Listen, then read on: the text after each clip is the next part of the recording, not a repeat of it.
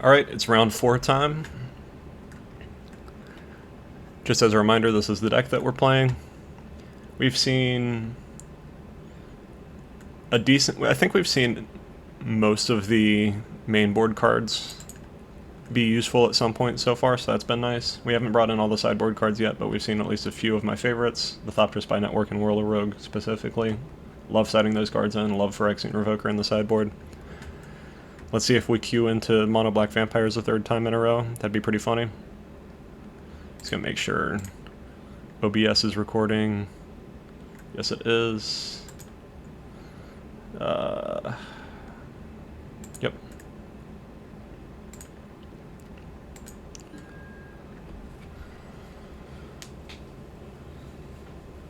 Yeah, the most recent game was sort of a non-game. Our opponent played a 1-1 to draw a card and lose a life. And then just had like some kill spells, but not really, no threats or more lands. They played one tap land right at the end of the game. So that kind of sucks for them. But on the other hand, we drew like 10 lands. So I don't feel too bad for it. If they ever started doing their thing, we probably would have died.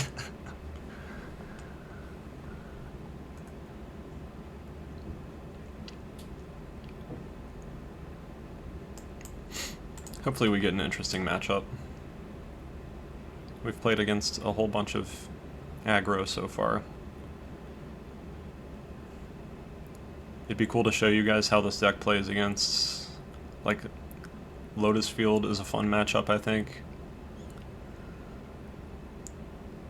The few combo decks that we do have in this format I really enjoy playing against. But I used to like playing Pioneer even when Inverter was relevant, so I guess take my judgment with a grain of salt. I kind of like games of Magic that don't play like normal. Like in Modern, I enjoy playing decks against Lantern Control a lot because I feel like it's fun to try to solve the puzzle of how to beat them. But I totally understand why people wouldn't enjoy that. Because it is incredibly boring, too.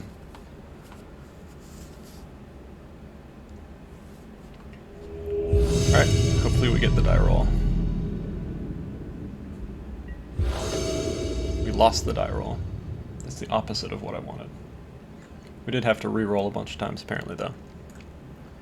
Luris, so this could be Burn or Pyro, most likely. There's a couple other decks, like we saw Blue-White Ensoul earlier, and also the Vocals deck plays it. But because we have Shadow Spear and Ensoul into Darksteel, this hand is pretty good against both Pyro and the Burn deck. And also we have Tomb of the Spirit Dragon randomly against the Burn deck. So I'll keep it.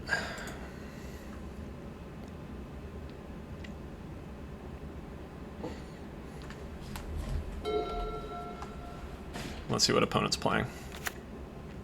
Mountain. They're playing Burn.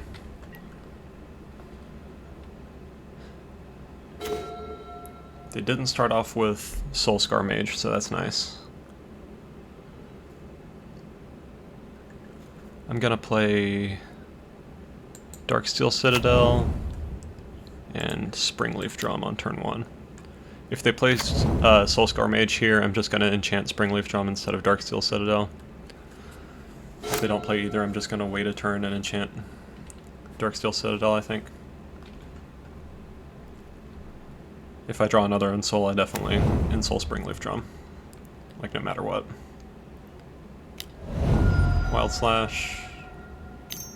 Light up the stage. Yep. Into a Wild Slash and a Sacred Foundry. They have 2 cards left in their hand. Did they mulligan? They mulligan to 6. Okay. That makes sense. The math was a little weird for a second there. So because we know they have Wild Slash, Stonecoil Serpent looks like a good card to play.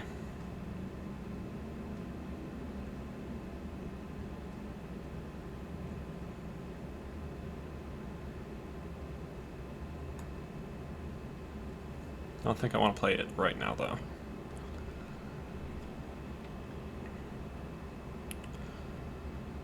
So they have a Wizard, so that means if they have Wizard's Lightning, they could Wild Slash Wizard's Lightning or 5/5 and kill it. but in that scenario, that's 5 damage we're not taking, and it's also 5 damage Stonecoil Serpent isn't taking. So I think that's worth it. This also starts pressuring them in case they have an Eidolon in their hand or something. That's a great way to beat burn decks. This deck, especially with an Ensoul draw, is like just aggressive enough that sometimes you can punish or lock your opponent out of the game with their own Eidolon.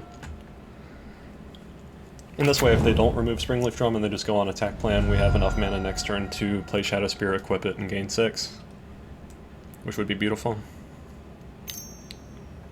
They have Wild Slash. Yeah, they're going to kill our guy. I assume. 2. Lightning Strike. Okay. Yeah, that was not the worst scenario ever.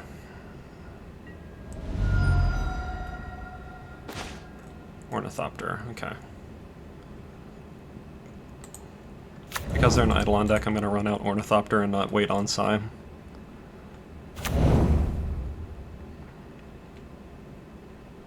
Possible I should have played Tomb of the Spirit Dragon there. They have 2 cards in their hand.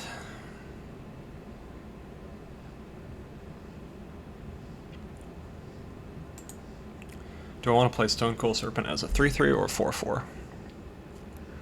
I think I'm going to play it as a 4/4, because that makes it significantly harder for our opponent to kill, and then I can go ahead and equip Shadow Spear to Ornithopter this turn, and at least threaten to block with it. Because our opponent spending a shock to kill our 0-drop is just good tempo.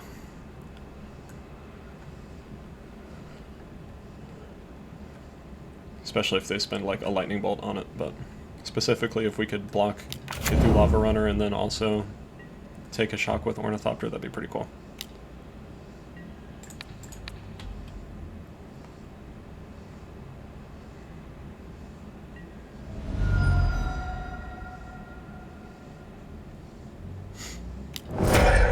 Yep, there's a shock. Let's play... We could get in for 3 with Lifelink, or we could just run out Stonecoil Serpent. I think we're at the part of the game where I'd just rather run out Stonecoil Serpent. I don't want them to know about Tomb of the Spirit Dragon, so I'm just going to play Island here.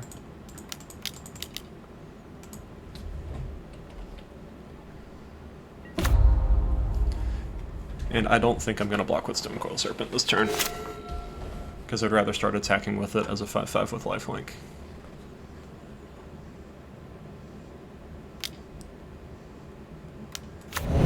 Ishina Pyromancer.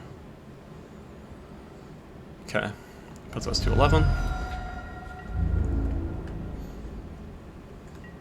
Doesn't attack. What does not attacking mean here? I don't imagine that they're gonna triple block Stonecoil Serpent, but I'd be fine with it if they did. So I think I played Tomb of the Spirit Dragon, equip up our boy, and attack for 5. Because if they double block and shock, that's still 3 cards that they're using for this, and I'm more than okay with that.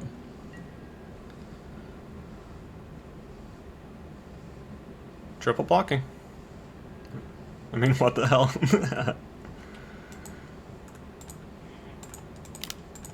Let's gain an extra life, just because. Okay.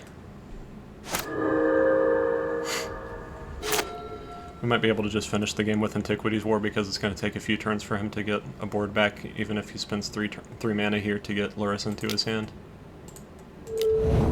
Did not use 3 mana to get Luris. Played Eidolon instead. Okay. Let's play Darksteel Citadel. Antiquities War. Conveniently doesn't ping us with Eidolon, even though we have plenty of life to take anyway.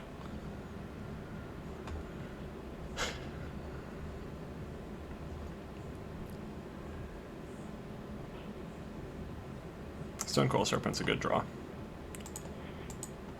I'm going to offer my opponent the trade to their Eidolon, or to a card in their hand plus a shock on them. because I'm not particularly attached to this Mutavault at this point, and I'm not going to block Eidolon with it.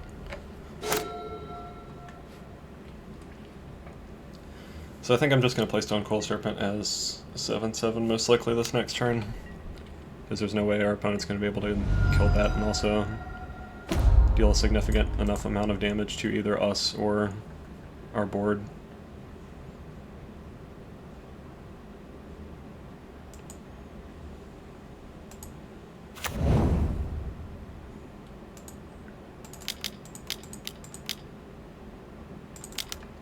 And I'll play an Ornithopter as a 0-drop without playing Blackstaff. I don't want to deal a million damage to myself, but I want to make sure I get through with enough.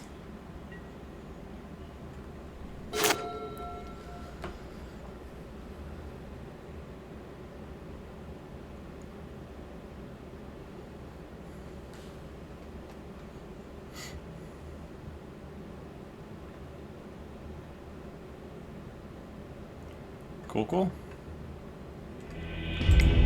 Alright, so against Burn, because they saw both of our main life gain effects, Shadow Spear and Tomb of the Spirit Dragon, it's going to be a bit more likely that they bring in an answer to life gain like Roiling Vortex. If I see Roiling Vortex in game 2, I'll probably bring in Phyrexian Revoker. But sometimes it just doesn't matter, and Phyrexian Revoker being a 2/1 kind of sucks against Burn, so I haven't really decided if I like that or not. Like, it's almost possible that I should have a Pithing Needle or a Sorcerer's Spyglass for that effect instead. I'm going to bring in both Aethersphere Harvesters because this is pretty much exactly the deck that this is in the sideboard form. I'm going to bring in Whirler Rogue because it's a good way to gum up the board, and also it happens to be a 4-drop, which is out of Eidolon ping range. And I'm going to bring in both Grafdigger's Cages, because I don't want to run into a scenario where they're able to kill us by, like, playing Lurrus and then just bringing back Viashino Pyromancers without advancing the board at all. I'm going to cut Witching Well because it's a bit too slow. Emery because it just gets shocked. Nothing spectacular happens with Emery in this matchup. I'm going to cut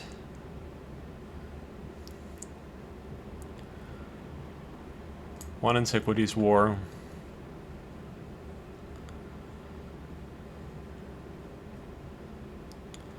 I sort of like keeping in Hope of Gearper in this matchup. It's kind of a toss-up because Emery's not here, but it's nice to attack with Hope of Gearper and stop our opponent from burning our creatures for a turn or something like that. Because then you can play Sai, they won't be able to answer it. Or you can play Karn, start down-ticking, they won't be able to answer it. Maybe I just don't bring in Grafdigger's Cage. Maybe I bring in like 1. And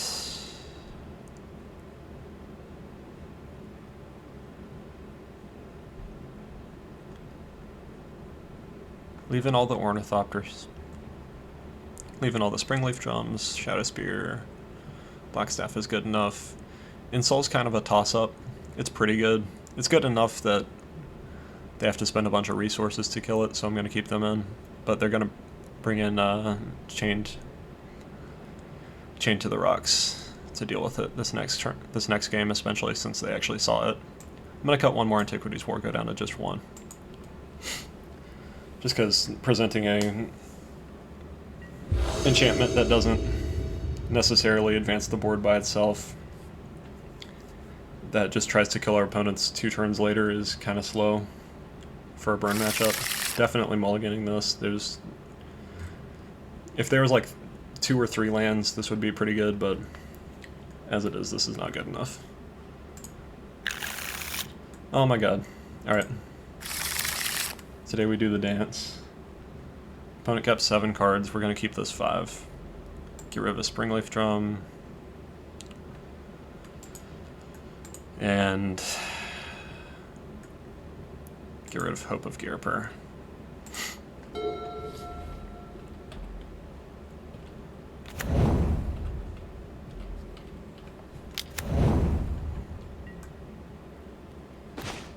Okay, that's one of the cards we want to draw. I'd like to draw like a Hanger Backwalker next turn.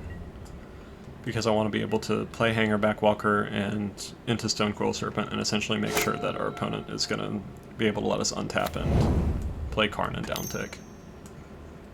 But mulliganing to 5 and also being on the draw against... Yep, there's Roiling Vortex.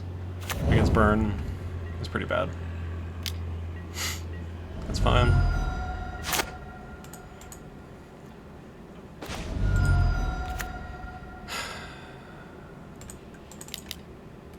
I assume he's just going to have a shock for this, but we got to try it anyway.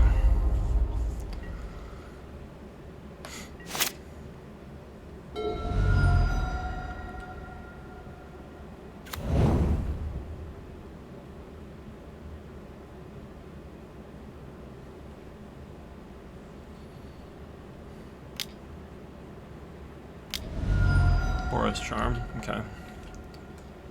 That's not removal on Stonecoil Serpent, so that's nice at least. Right now Karn's only going to be able to make a 3-3, so that's not particularly good. And I think we're just going to die to a combination of Roiling Vortex and Burn. Aethersphere Harvester is a decent draw.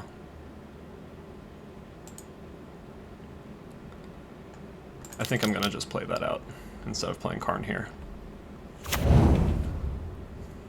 Unfortunately, it's not going to be able to gain us life unless our opponent goes shields down for a little while with Roiling Vortex. But it should be able to at least get some burn out of our opponent's hand when we try to block Soulscar Mage with it.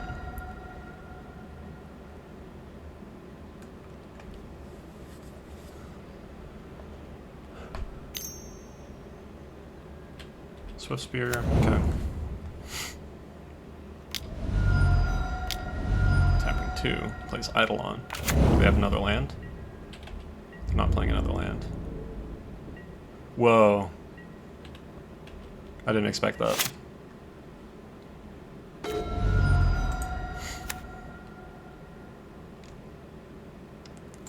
Okay, so I definitely want to gain some life here. I'm curious if I want to play Hanger Backwalker or Karn first.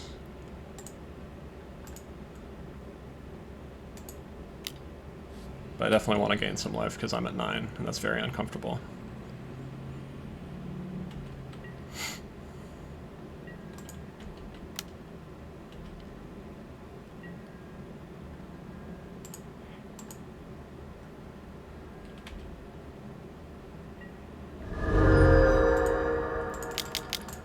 I think I'd rather play Hanger Backwalker first, because that way I can at least chump block with it, and if it dies, my Karn token's going to be larger.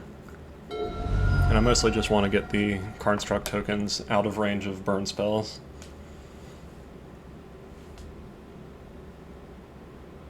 He might just Chain to the Rocks my Hanger Backwalker. Well, he doesn't have a mountain.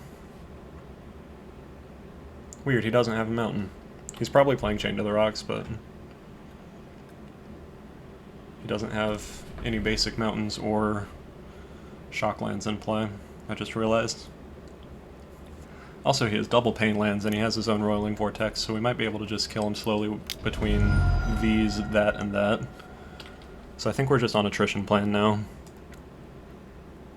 Tap for a white. He's probably realizing he... Let's see. Viashino Pyromancer, that's fine. Shocks both of us. An opponent has a little bit less life right now. I feel like if he had a burn spell in hand, he would have attacked with these and played it last turn. So I don't think he does. I think we're going to be able to lock our opponent out of the game.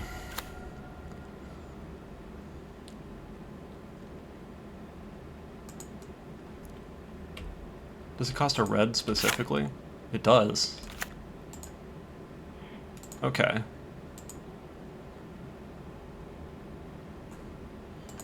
I guess let's kill our opponent.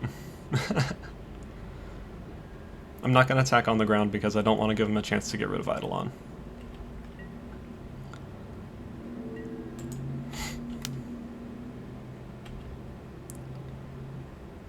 Three, 4, 5. I'm going to activate Lifelink here. He's going to pay for it. Most likely. Yep. So between the 3 here and 1 here, he's taking 4, 5 over the course of these 2 turns. He's going to be able to cast 1 spell with Eidolon still in play. And prowess matters much less once all the creatures are dead.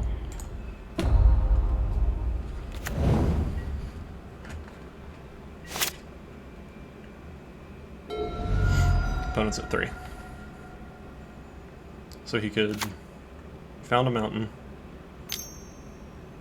Chain to the rocks. If you chain to the rocks down to 1. Alright. Does he chain to the rocks his own Eidolon? He can't target it, can he? He can't. Okay, so our opponent's just dead. Because that's not enough prowess to kill us this turn, and then we just pass and his Roiling Vortex kills him. Awesome. I love doing that to burn. Killing a burn opponent with their own Eidolon is like the most rewarding thing ever, because only a couple years ago the only decks I really played were in Modern, and I always played either control or combo decks, so Eidolon was just killing me left and right all the time. So I just love seeing this happen. Hit him with the GGs.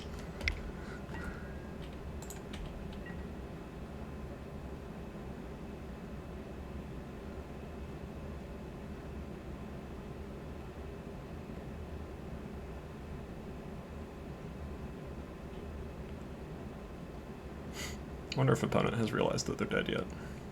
Yay, they conceded. Alright, that was round 4. We've been very lucky these last 2 rounds. Hopefully I'll get a 4-1, that'd be great, but either way I think this league I've been able to show you guys how this deck works pretty well. See you in round 5.